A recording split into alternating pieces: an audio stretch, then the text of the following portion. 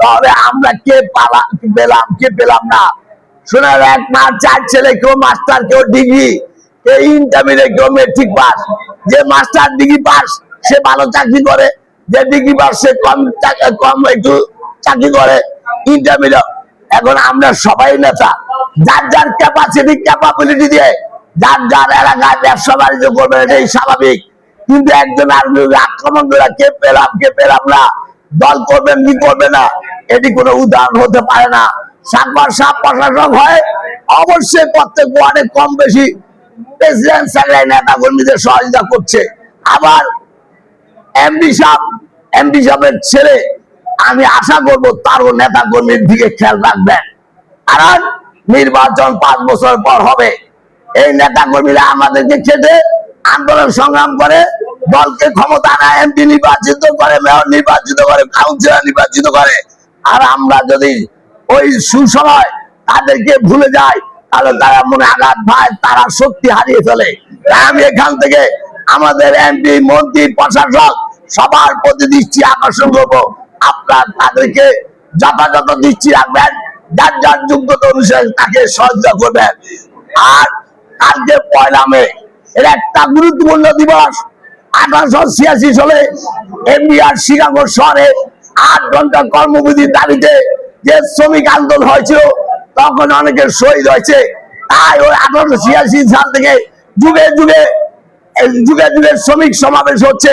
কালকে শ্রমিক সমাবেশ হবে, সেই সমাবেশ থেকে উপস্থিত থেকে গুরুত্বপূর্ণ বক্তব্য রাখবেন আমাদের অধ্যাপক বিএনপির চেয়ারম্যান মাননীয় প্রধানমন্ত্রী তারেক রহমান।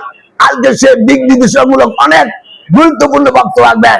তাই আমাদের সবাইকে কাঁধে কাঁধ মিলে কালকে এখানে আমরা মহানগর শ্রমিক দলের নেতৃত্বে আমরা বিআরটিসি ভবনের সামনে 1টা বাজে উপস্থিত থাকবো। সেখানে আমরা নামাজ পড়ে সেই জনসভায় যাব। আমি চাই না আপনার মনোবল হারিয়ে পড়েন, আমরা চাই আপনারা যেমন আমাদের ডাকে আসেন, আমরা আপনাদেরকে সহযোগিতা করতে চাই।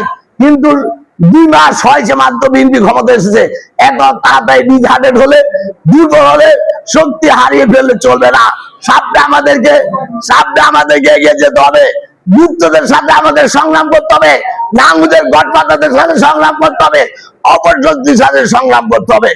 এগুলির সাথে যুদ্ধ করে যদি আমরা বিজয় হতে পারি, তাহলে অবশ্যই নারায়ণগঞ্জে একটি গ্রিন অ্যান্ড গ্রিন তারেক রহমানের স্বপ্নে যে নারায়ণগঞ্জ দেখতে চায়, যে বাংলাদেশ দেখতে চায়, সে নারায়ণগঞ্জ, সে বাংলাদেশ আমরা উপহার দিব।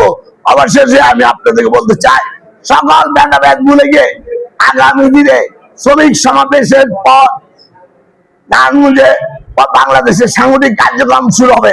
প্রতিটি অঙ্গ সংগঠন ডেলে সাজানো হবে, মূলদল ডেলে সাজানো হবে। যে যেমন পরীক্ষা দিবেন সে তেমন ফল পাবেন। অতএব কে পেলাম না।